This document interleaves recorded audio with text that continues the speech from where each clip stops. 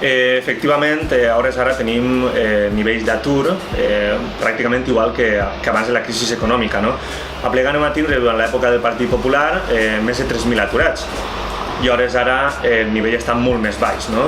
Nosaltres sabíem que era molt important i que aquesta situació era un objectiu principal per al nou govern i per això el primer que feren sols entrar al governar era pujar la partida pressupostària en l'ocupació.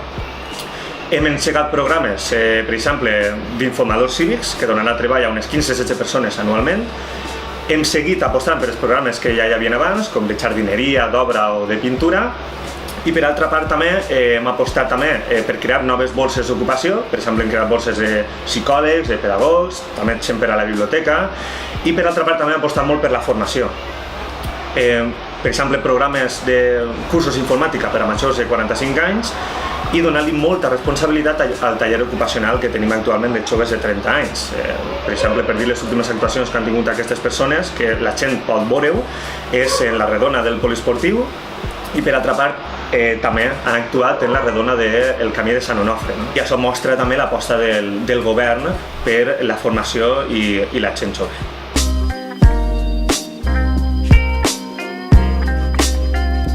Era molt important tornar a fer el Berca un periòdic independent, no? I un butlletí independent.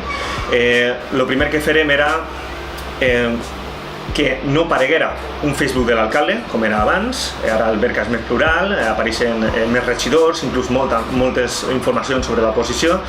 I per altra part també volíem fer un Berca ciutadà. Com podríem fer un Berca ciutadà? Tenim un apartat que es diu Tribuna Oberta, on associacions i clubs del poble poden fer publicitat o explicar moviments que estan fent en el seu club o en la seva associació. I per altra part també tota la gent del XMSI que anà fora, per exemple tenim un exemple que van anar a Burkina Faso, altres persones que van anar a Palestina, doncs ens explicaven la seva experiència.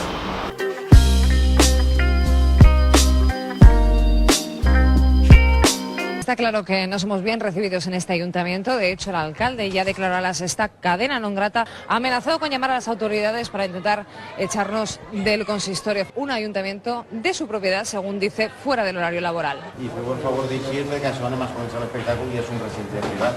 ¿Y entra quien usted quiere? Entra aquí yo voy, sí, señora. Sí. Y si no, vos paréis de media vuelta y carretera. Tots recordem les imatges desagradables del nostre exalcalde tirant fora del nostre poble a una televisió estatal, no? I també sabem que hi havia molt poca transparència durant aquesta legislatura.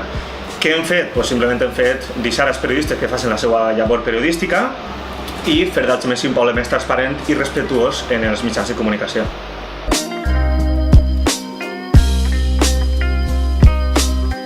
Podem sentir-nos orgullosos de ser alxemesinencs. Per primera vegada en la història del nostre poble i de la nostra democràcia vam fer uns pressupostos participatius sols entrem a governar l'any 2015 i on abans decidien 11 o 12 persones solament, ara poden decidir milers d'alxemesinencs, no?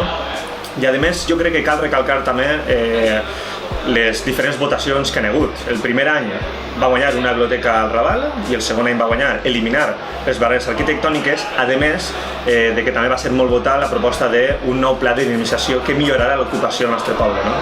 Per tant, el XMSI ha mostrat ser solidari i, a més, el XMSI ha mostrat ser un poble participatiu.